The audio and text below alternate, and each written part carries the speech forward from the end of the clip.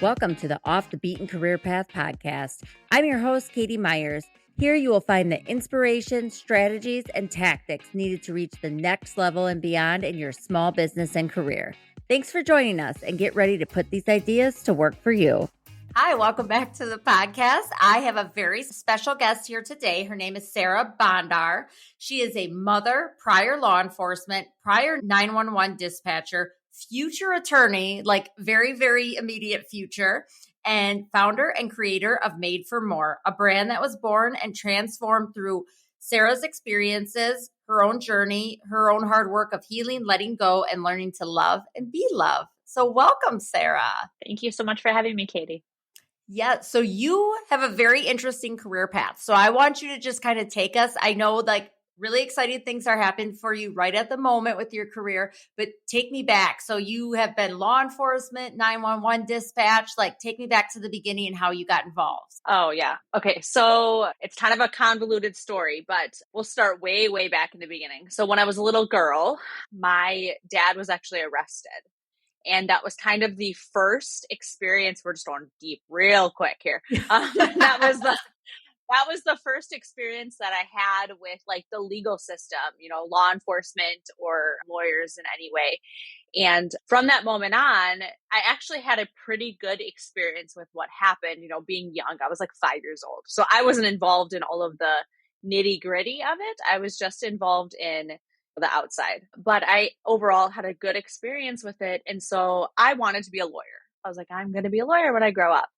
But coming from a family that was now a single parent household with 6 children, and my mom didn't even have a high school diploma at the time, I did not know how to pay for school. And so when it actually came to the time of me graduating school, my original plan was military so that I could then pay for school, or the military would pay for my schooling. Well, God had a different plan for me, and I got pregnant pretty much right out of high school. And the military does not like women who are pregnant that are not married to be a part of the services. And so I had to come up with a second plan. And that's when I decided to go to school. At the time, I thought law enforcement was the best option. It's military-esque. It's not as much schooling as being a lawyer, and it's still involved in the legal field. And so that's what I was like, I'm going to go to school and become a police officer and then maybe an FBI agent. So that was the plan. And when I got out of school, that's what I did. I was a full-time 911 dispatcher and a part-time law enforcement officer for a couple different agencies in the Waukesha area where I live, but it just didn't fully fill my cup. And then on top of that, I was going through some health struggles and some mental health struggles. And at a point in my life, I had to make a decision as to what I wanted to do. It was no longer in my best interest to continue down that path. The shift work, the trauma that you're exposed to, the environment of being in that field was not aligned for me anymore. And at the time, my now husband, who was just my boyfriend then, was like, he may have just became my fiance. I don't really remember exactly, but he was like, let's go back to the drawing board. When you were a little girl, what did you want to be? And I was like, well, I always loved animals.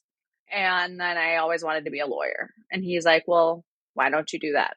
And I was still very apprehensive because it is a lot of money, a lot of loans to take out. And so I decided to work in a law firm first before I dove into law school. And I remember the first attorney I worked for, she was not the nicest person. And I remember there was one day I was sitting there, she had made me cry that day. She was yelling at me so much, but I was like, if she can do this job, I can do this job, because I'm pretty much doing her job for her right now. And so that's what led me to law school. Obviously the application process, all of that stuff comes with it, but went to law school and here I am graduating literally in a little over a week. So by the time this airs, I'll probably be walking across the stage and diving down that. But then also while going on this law school, rebuilding my life path, I also birthed this baby of a business that I started at the same time. So it's been a very fun journey. Yes. So we're going to get to that business, Made for More. I have so many questions about that. But before we dive into that, so How do you even start law school? I imagine you were over 30, you already had a family. How did you even figure out how to make that work? I will say there are days that I still not sure how I made it work. It was a lot of living in the present moment and taking things day by day. But when my husband and I sat down, I got the acceptance letter from Marquette and we sat down and we were like, what are our options? Because there is a part-time law school option or there is a full-time option. And I considered both because I knew I was going to have to work while I was in school. There was just no other option. We have a mortgage, we have children, we have dogs, we have bills. And so I knew that I was going to have to work. And so we sat down and we kind of evaluated everything. And I will tell you that law school is not very supportive of people working while being in school. And there was actually one point that you actually had to sign an agreement saying you weren't going to work while in law school because they wanted law school to be your focus. They have since gotten away from that, especially since they decided to raise tuition every 2 years. So at some point they're like, well, I guess we have to allow people to make money if we want them to pay us money. So it's been a struggle. I will say that there are people that I went to law school. I was in the minority in my 30s there. Most people who went to law school kind of went straight through. From undergrad to law school. They were in their 20s. They were closer in age to my stepdaughter than to my age. But there were a few like me that were choosing second career paths and going back to school and making a different choice for them. And the common theme that I noticed with all of them is that they had this drive and determination to just figure it out, whatever that meant for them. Some of them had very young children. Some of them, like me, had a little bit of older children who were a little more self-sufficient. But no matter what, they had this innate ability to just figure it out, no matter what it meant. And how many years did it take you to finish law school? So it is a 3-year program. And if you do the part-time program or you start part-time and then switch to full-time or full-time and then go to part-time, you can take up to 6 years. So you have to finish it within 6 years just because of the changes in the laws. But I chose to go full-time straight out the gate and remain full-time the entire time. So I will be graduating in 3 years, just like everyone else. That's on top of your bachelor's degree, though. So it's technically a 7-year degree. Yeah.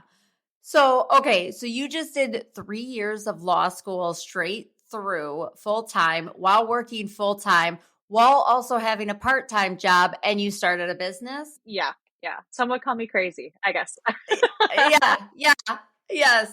So that is a lot. So was there any times during these past 3 years where you were working towards that goal where you wanted to give up or the pressure was too much, or has there always been this really big driving force behind you? Oh, yeah. I would say there were days that I did not want to get out of bed. I have some, like I said, when I was in my 911 career and police law enforcement career, I had some health stuff come up. And so I've since been diagnosed with autoimmune disorders and things like that. And so there were days that I literally did not want to get out of bed, whether it was mentally or physically or emotionally, just feeling like I was done. But knowing that there's something greater than you on the other side and knowing that there is a bigger purpose, I think is my driving force, and it is a driving force for a lot of people. I am a first generation college student in my family. I am a first generation lawyer. I don't know any lawyers in my family on either side of my family, many generations back. Most of my family were tradesmen, if they had any education at all. Most of them tried to go into entrepreneurship on their own and didn't do very well. My dad always joked when I was very young that he named me, my middle name is Bridget, and it's after my great aunt Bridget or great aunt Bertie. And she was the one in our family who was successful.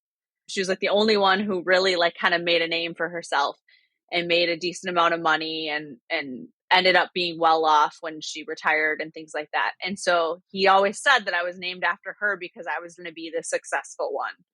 I feel like there's always been this driving force, this thing behind me, knowing that there's a light at the end of the tunnel and something greater than me is going to come from this. I'm paving the way for my daughter and my stepdaughter and my eventual grandchildren to live a different life than I had to when I was a kid. I love that.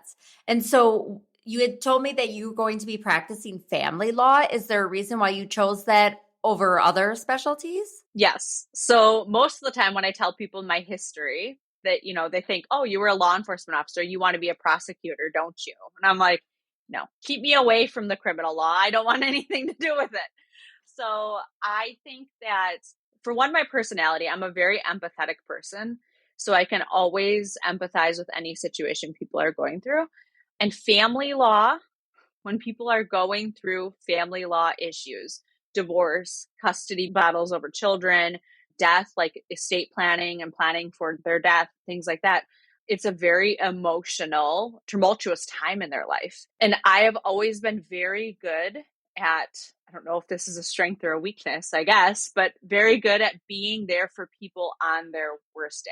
And if I can make their worst day a little bit better for them, then I feel like I've had a good day. So that is kind of what drew me to family law. In family law, there is no winner. It's not like somebody walks out as a plaintiff who won a case and won this large settlement of money. In family law, someone is giving up something and someone else is also giving up something. They don't get to stay married anymore. They don't get to have their kids in 100% placement anymore. They don't get to have the house anymore. They're both losing, really. And so how do I help them through this hard time that they're going through? So that was really what kind of drew me to that. And I also have this really big place in my heart for children and helping the children through tough times like that. So darting a light on work and things like that are of a big interest of mine. Just being able to be a support system for kids when they're going through things like that, I think is really important because kids are our future. I absolutely love that. So tell me about Made for More. So I know that this was born in the last few years amongst all the chaos of you going through law school and working and all of this. So where did it come from and what have you built it to be? Yeah. So Made for More started based on my own journey. So when I said I was going through this journey in my 911 career, my law enforcement career, and I had to make a decision, I was in a really dark place, a place that, up until recently, I didn't even feel very comfortable talking about. But there were days that I woke up feeling like maybe this world would be better off without me here. And I started realizing that I needed to do something to change the way I was thinking because I didn't want to feel that way anymore. No one wants to wake up hating themselves every day. And so I dove into personal development myself. I was like, I'm going to start reading some books. I'm going to start journaling. I'm going to start doing this stupid gratitude practice thing that I hear everybody talking about. And I started doing it on myself first. And when I realized that it worked and it helped, and I saw myself, from 2018 to 2020, really start to make some big shifts and changes in my mindset and the way I was caring for myself and who I was showing up as every day, I was just like, I want to share this with other people. Like, I don't want to keep this inside anymore. I want to show other people what it's done for me. And if it can help them, great. Because being in the law enforcement world, there are a lot of people who struggle with some deep, dark issues. And I've lost friends and coworkers and people that I consider family to suicide because of the dark things that they're struggling with. And so I made this decision to start just this one-on-one coaching business. And it was originally called Beautiful Transformations because I had no idea what to name it. And it was a woman's only one-on-one coaching business. And then it started to shift and mold and change itself. And about a year in, I rebranded to a business called She Can. And it was still women's only. And we branched out from one-on-one coaching to group coaching. And then I was like, I want to host a conference. It can't be that much work. So in May of 2021, I hosted my first conference in Milwaukee at the Iron Horse Hotel, actually. And it was just a one-day event that day. And that was right when I was in law school as well, or getting ready for law school, because I started law school August of 2021. But I was like, I'm going to do this. I want to do it. And there was about 75, of course, COVID was going on. So there was like caps on the amount of people that could be there and stuff. So we sold out the event at 75 people in person because that's all I could have. And after that, I was just like, I feel as though these bigger group things are more effective at reaching people more quickly than one-on-one coaching.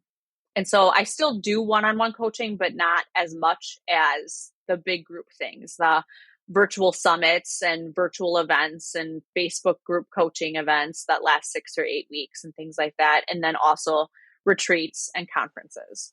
So Beautiful Transformations turned into She Can, and it stayed She Can until this year. So last year I had my third conference, and that one I had men reaching out to me, asking me if they could attend. And I was like, well, I'm not going to turn you away, but you do realize it's called She Can, right? And they're all women speakers. And as long as you're coming for the right reasons, not like you think you're going to meet your future wife here or something, I don't care if you come. And there were probably 5 men in person in the audience. My husband was one of them, but there were still other husbands that showed up, other men that showed up in the audience. And then there were probably another 5 or 10 that bought a virtual ticket because they didn't want to make women feel awkward and attended virtually. And so at that moment, I was like, this needs to be for everyone, not just for women. And I got done with the conference and I turned to my husband and I said, I want to rebrand and I want to include men and women and people who identify as whatever they want to identify as in this. Anyone who feels called to this conference, to my retreats, to my business, to what I'm doing, I want them to feel included. And so I sat there for months trying to figure out a name. And finally, I don't even know how Made for More came to me, but it did. And I think it was through my journey of me figuring out that I was made for more, that I was made for more than the job title, than the roles that I've given myself, than the things that society tries to tell us that we are, than the limitations we put on ourselves, and the limiting beliefs that we have, than the trauma that we've been through. It came from this inner knowing that I was made for more and that everybody is made for more. And we don't even realize what we're made for. And so it was born, and now here it is. I love that. That's the phrase made for more is something that has always resonated with me. And it's something that's driven me forward as I've built my career and made changes in my life too. So I'm super excited. That's the name you chose. I absolutely love it. So you are doing a huge conference in August for 3 days. It's like 2.5. So there's like a kickoff party on the Wednesday night, and then it's a Thursday, Friday conference. So have you done multiple day conferences before, or is this the first? No, I have. So I've played with how many days the conference should be. So like I said, in 2021, the first conference was a 1-day event. The second conference, because I had just started law school, I went to virtual only. And that one I did like a Friday, Saturday, Sunday. And I found that Friday nights are really hard to get people to show up for anything for some reason. They all want to go have a life, I guess. So that was difficult. So then last year when I had She Can, I actually did 3 full days and the kickoff party. So I did a Wednesday night and then a Thursday, Friday, Saturday, all full days. And that felt like a bit much. So having all of that for so long, I think some people were just emotionally drained afterwards, and it just felt a little too long. So I feel like now that I have it down to the kickoff party on Wednesday night and then 2 days, and then we have like a ending optional Friday night bonfire party that's going to be so amazing. I think that is like the perfect amount of things for everybody to be a part of. I love that. So tell me about what's happening at the conference. Oh, okay. So many things. I am so excited for the speaker lineup for one. I have people who have spoken on stage many, many times before. I'm bringing in Cody Jefferson, who is a retired pastor and now public speaker who has his own coaching program. He's trained with Sean Whalen, who's the owner of Lions Not Sheep. He's coming in to speak. I'm bringing then other people who have literally never spoken on stage before, like my dear friend Taylor, who has done a lot of healing work with somatic releasing and somatic practices, and is going to work with us on how to literally shake it out of our body and get it out of our body when we store trauma and store stress and store anger in our body. How do we get it out? And so there's just this wide array of speakers. But basically, we're going to start out on Wednesday night with a kickoff. There's going to be some light appetizers and then a couple speakers that night. And then Thursday, we kind of get in a little heavy, a little deep in the morning. So I'm going to split the groups up. So any men who show up are going to be separate than the women. This is intentional so that the women feel safe to be vulnerable, and so do the men, because I've noticed that, when men are around women, they feel like they need to protect us and they don't want to let that guard down and feel that it's okay to like open up about the trauma and the struggles that they're having. And when women are around men, sometimes they don't feel safe because of the trauma and struggle that they've been through. And so in the morning, we're going to kind of talk a little bit about our past and the trauma and the things that we've been through. And so we're going to be separate. And then after lunch, we're going to come together and we're going to be together for the rest of the time and build a community together and working together. So then Thursday afternoon, we'll be together. Got a great speaker lineup again. And then Friday, once again, another full day of, well, actually a half-ish day of speakers, a little longer than a half day, but a half day of speakers. And then anyone who signs up for VIP, there's a VIP workshop option. So there's two different levels of tickets. There's a general admission and a VIP. If you sign up for VIP, there's a VIP workshop option to spend some extra time with some of our speakers in a more intimate level, more intimate basis. The workshops are going to include like a sound healing or breathwork session, or a session that's geared more towards men and communicating properly and effectively as a man. There's another workshop that's going to be a little more business focused, building your business based on your personality type and things like that. And so there's something at this conference for everyone, whether you're an entrepreneur or just somebody who works a 9 to 5, whether you're a woman or a man, whether you think you've been through trauma or not, whether you have a very different story to tell or you've just lived kind of a traditional life.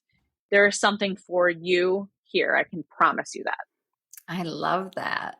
So that is such a huge undertaking. Like, first of all, I just want to say I'm super proud of you for putting that together while you're finishing up law school and everything else.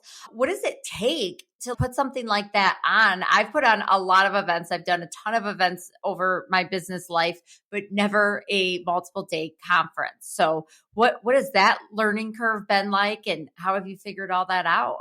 I'm still figuring it out. I don't have it all figured out yet.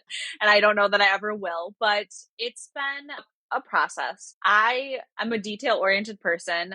I love to please people. I don't like saying I'm a people pleaser because there's such a negative connotation with that. And sometimes you don't mean it to be negatively. Like, I like to see people enjoy themselves. I like to see people get something out of what I'm presenting. I like to see people walk away being, even if it's just 1% better than they were when they walked into that room because of something that I've contributed to. And so I knew, like, when I put on my first conference, I knew that this was something that I was going to enjoy doing, even though it is a lot of work. There's a lot of behind the scenes stuff that goes on into it. There's a lot of funding that people don't realize, that like, if you don't sell the tickets, you got to come up with the funds a different way. If you don't get swag bag stuff, you got to come up, there's so many different things. I think the one thing that I realized, if I could take away like one piece of information throughout all of this, is less is more. So when I first started planning conferences, I was like, I've got to get all the things for people because they have to have the fancy t-shirts and the fancy pen and the fancy notebook and all of the things in their swag bag, or they're not going to feel like they got enough out of this. And then I realized that they don't really care about this stuff. And then the next year it was, I got to have all of the speakers. I have to have like 15 speakers lined up, and they have to be the best speakers around, and they have to have all of the information for them. And then I realized that that was almost a little overwhelming for them. And then I was like, okay, well, I'm going to spread it out over more days then, so that they get everything over more days. And then I felt like that was too tiring for people. And so I'm really kind of always coming back to this, like, less is more kind of thing, where people truly just want this space where they feel safe, they feel connected, they feel heard, and they feel like they're not the only one dealing with whatever it is they're dealing with. Having a nice like journal or pen or t-shirt might be nice to come with it too, but that's not ultimately why they're coming. Oh, I absolutely agree with that. And it takes so much pressure off of you, and I've never remembered the notebook or pen I've gotten from a conference. It's the content. Yeah, exactly. So I met you, I want to say maybe a year and a half ago, because you were speaking at another personal development conference that I attended close to where I live. And so that's how I got into your orbit and found out about what Made for More is and what you're working on. So what has that been like? Like the networking within other, personal development people who are putting on conferences and stuff like that. So can you tell me a little bit about that and how you've obviously are really well networked if you found all these people to speak at your conference and everything. So how have you managed that? So what I will say is I'm a very introverted person, and people don't believe that because I speak on stage and I do all these things. I have to push myself out of my comfort zone to do all these things. Like before this podcast, I was like doing breath work to hype myself up because I was like, oh my gosh, I don't know if I could do this. And I'm like, Sarah, it's just a conversation that's being recorded. Like, what the heck? But that's just me. And so the networking and the connecting with people is daunting to me. When it's all said and done, I feel really good knowing that I made genuine connections. And I've had a lot of connections that aren't genuine and that I've had to say goodbye to. And that's been a learning experience too, like learning when to bless and release people. I love you, but I don't want this in my life anymore. That's been a whole thing through this process. But my number one thing, so now when I go out to like networking events or conferences myself as an attendee or even retreats, it's not like I need to meet all of the people and connect with all the people. My goal is always three. My goal is three people. I'm going to connect. I'm going to find three people whose like energy I really like, or that have a really pretty smile, or whatever it is about them that makes me want to go talk to them. And I'm going to talk to those three people. And if I walk away having three new friends or acquaintances in my corner, then I had a successful night. And that's just what I started doing. And it may take me more time than some other people to build up my network because I only reach out to three as opposed to other people who can spend all night talking to 50 people and feel great about it. But I feel like I have built really genuine connections by doing that. And because of that, then I have people like you, Katie, who are like, oh, you need a speaker? Talk to my husband. Oh, you need a sponsor? I know this business. As opposed to just having 50 acquaintances in my corner, I feel like I have true friends or partners in my corner instead. Yes. So that's another thing we got to hype up. So one of your keynote speakers is going to be my husband, Sean. I am super, super excited. We're so grateful that you are giving him this opportunity. So we will be having him on the podcast talking about his story and what he's going to be sharing at your event. Is there anybody else that you're really, really excited to have at the event that you want to share more about what they do? Oh my goodness. Okay. And well, now I feel bad because I'm like, I might be somebody out. So our kickoff speaker is my dear friend, Tracy Eldridge, who I actually met in the 911 world. And she spoke at a conference that I attended as an attendee. And when I met her, I was like, she's so cool. She's never going to talk to me. Like, that was literally how I felt. And so when I hosted She Can last year and I reached out to her to ask her if she wanted to speak at it, I thought for sure I was going to get a no, or she was going to tell me she needed like $10,000. And I was like, I don't got that kind of money to pay you right now, maybe in like 10 years, but not right now. And we started connecting and I realized that her and I are actually a lot alike. And she wants to get network outside of speaking just at 911 conferences and wants to speak at conferences like this that really focus on healing and growth and mental health for the general public.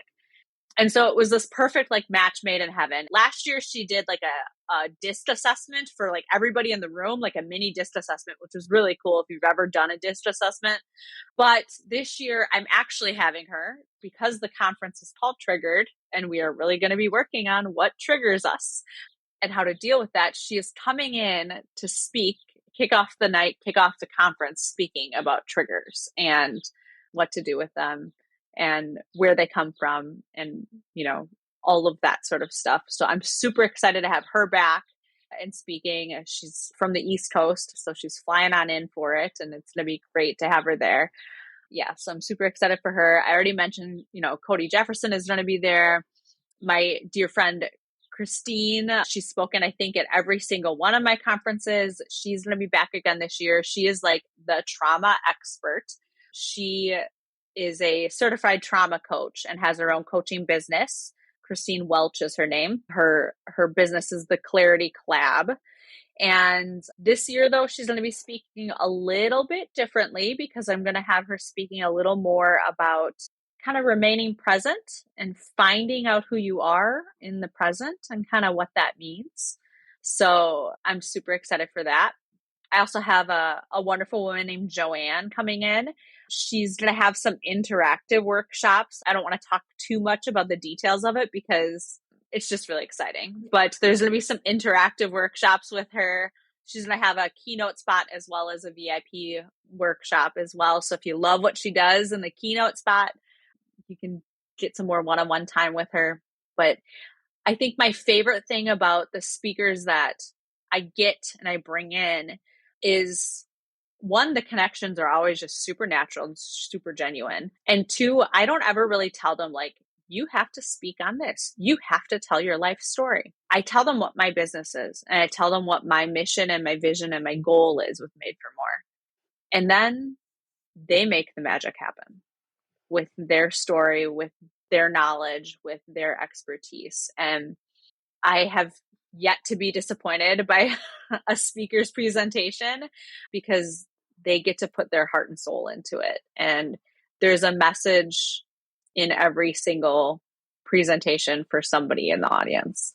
I love that. So what's your big vision for Made for More? And do you plan to have all the conferences be called Triggered, or will it be different? And like, what's your big audacious goal with this? Yeah. So I haven't really decided. I don't think they will all be called Triggered, but I haven't decided what they will be called every year, or if it'll just be like the Made for More conference. This year, just Triggered felt right, especially given kind of the circumstances of the world right now. And so that's what I went with. But what I will say, my goal is, my goal every year has been, this is going to sound kind of simplistic, but it's just been to reach more people than last year, to spread the word, to get more people involved, to fill the room. But there is this like goal in the back of my head. I could see myself. Last night we went to a concert. We went to NF, who's a Christian rapper, and the concert was at the Pfizer Forum. Do I ever think I will fill the Pfizer Forum? I don't know, but I could see, I want to have this conference of just like-minded people filling a room like, at least as big as like the, Miller High Life Theater, 1,000 people or more, just all thinking and feeling and wanting more and reaching for more, striving for more. Like, how awesome would it be to just get that many people who feel the same way in a room, and then allow them to have the space to connect with each other and workshop with each other. I have friends who've made it to conferences like Ed Milet's conferences and Rachel Hollis's conferences and, people like that, Tony Robbins. And I love those people. I really do. But I think the one thing that they miss out on in their conferences that I will always keep in mind is the ability to connect with each other. A lot of times it's somebody standing on stage speaking at the audience, and that's it. And then somebody else comes on stage and speaks at the audience. One of the things that sets my conferences apart is a lot of the speakers have interaction with the audience and with each other. And so it doesn't matter if there's 200 people in the audience or 2,000 people in the audience, there will always be this feeling of community that will never fade. And so I think my goal for Made for More is to just reach as many souls as possible and show them that they're made for more. And, having a conference one day of 1,000 or 2,000 or 5,000 people would be freaking amazing. Or like 50,000 in the Pfizer Forum. I don't know how many people fit there, but I think you could fill it, Sarah. That would be amazing. Get Oprah on the stage like that. Seriously, if I could ever meet Oprah, like, my life would be complete. That's your ultimate goal. Well, we'll have Oprah working for you by like speaking some. You can do it. I believe in you. Well, awesome. So we'll go ahead and we'll put a link to the conference in the show notes. Is there anything else you'd like to share with our audience about how they can find you or follow along with the things that you're doing? I think the easiest way to reach me is probably Instagram or Facebook. You can always also send me an email. I am the one who responds personally to the emails, and it's hello@IamMadeForthe4more.co. And I'm sure you'll pop that in the show notes. But Instagram, Facebook are the easiest ways to connect with me. I am still a solopreneur, so it is just me running this business right now. The goal is by 2025 to have at least one or two more people on the team. So give me grace. But I love connecting with people. If you think you have something to offer the community, if you think you have something to offer Made for More in general, I love to hear people's stories. I love when people reach out. So I am always here. I'm always an ear. And I literally, I say this to everybody, but like, I don't know who needs to hear this today, but if you need to hear it, I love you. Oh, I love that so much, Sarah. I love that that's your thing. All right. So thank you so much. And we really appreciated having you on the show today. Off the Beaten Career Path podcast is a Lit Path Studios production and is produced by Jamie Gale and Katie Myers. Music is by Sasha Gray and Pond 5. If you enjoyed today's show, please leave us a review and share it to your social media. Remember, your career path is up to you to create. Keep exploring, keep pushing boundaries, and keep blazing your own trail.